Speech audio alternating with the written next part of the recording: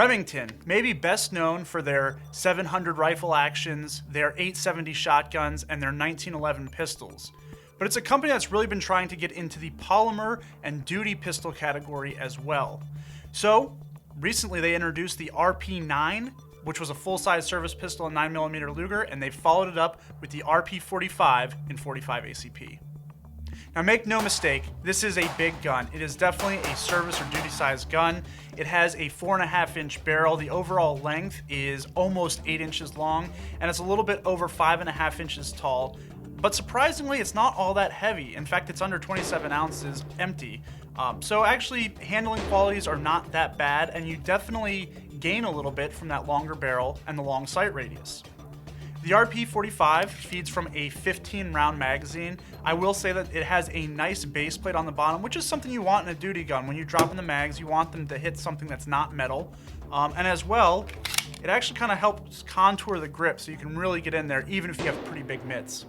Looking at the polymer frame, you actually do have a pretty nice undercut beneath the trigger guard here, and that's a feature we're seeing on more polymer frame pistols. It helps you get a high grip, and speaking of that high grip, you also have a pretty nice beaver tail.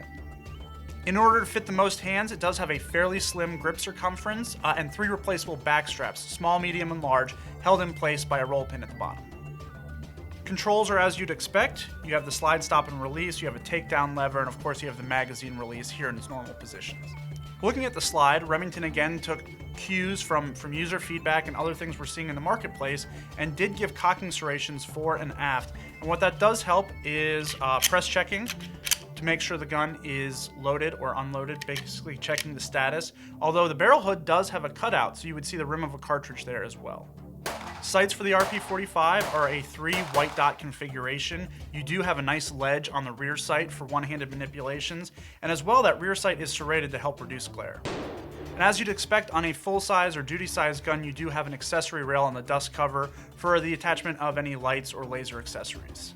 The trigger on the RP45, it's not that bad. In fact, the company says that despite being a striker-fired gun, this is a single-stage trigger, which means that all of the cocking is done by the movement, the recoil of the slide. It does feature a kind of blade-in-blade safety. We've seen this in the safe action designs, and basically, without depressing that central blade, the trigger will physically be stopped on the rear of the frame, meaning that you really need to have a deliberate trigger pull in order to make this gun fire. Now the metal components are finished in a black PVD, and the all-black design of the RP45 gives it a very business-like appearance. And really you're going to find in this gun a full-size pistol that's going to be appropriate for either service or home defense use, and it will be a lot of fun at the range because that extra size and extra weight will help reduce the recoil of the 45 ACP cartridge. Perhaps the best feature of this gun though is the price. These things are definitely priced to move.